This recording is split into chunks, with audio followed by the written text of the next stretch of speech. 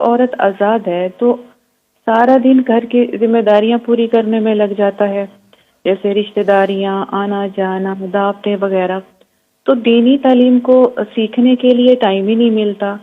تو کیا یہ ذمہ داریاں آخرت میں نجات کے لیے کافی ہو جائیں گی؟ ٹھیک ہے، آپ کا کویشچن ویلڈ ہے، لیکن اس میں ایک ٹیکنیکل بات ہے، وہ زیادہ بہتر میم بتائیں گی. بہت شکریہ آپ کے کال کا. جی میم پلیز. فرحت جزاک اللہ کہ آپ نے اس طرف توجہ دلائی، کیونکہ بہت سارے لوگوں کے یہ معاملات ہیں. ہم شارجہ میں کسی گھر میں گئے اور وہاں پہ رمضان تھا اور افطار تھا، تو بہت زیادہ انہوں نے اہتمام کیا ہوا تھا. تو ہم نے کہا کہ آپ لوگوں نے یعنی یہ کتنا وقت اس کے اوپر لگایا ہوگا؟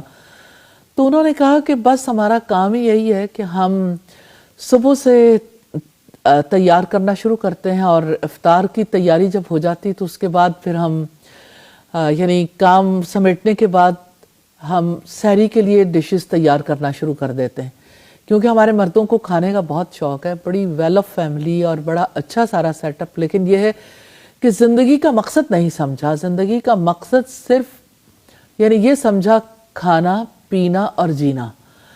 تو جب آپ کو سکھایا بھی یہی جائے کھا لے پی لے جی لے، اور آپ اسی چیز کو انڈرسٹینڈ کر لیں، تو نیچرلی یہ صورتحال تو پیدا ہوتی ہے جس طرف آپ نے اشارہ کیا، آپ نے بتایا. مجھے ایسا لگتا ہے where there is will there is a way. میں آپ لوگوں سے بار بار یہی بات کر رہی ہوں کہ آپ یہ مت سوچئے کہ ان ساری مصروفیات کے ساتھ ہم کس طرح سے دین کو سیکھیں.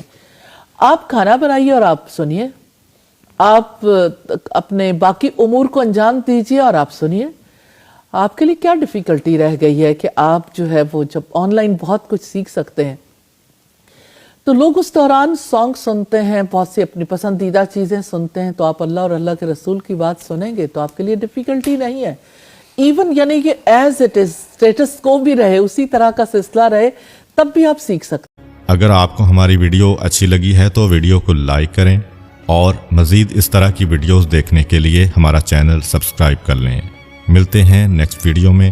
اجازت دیجیے. اللہ حافظ.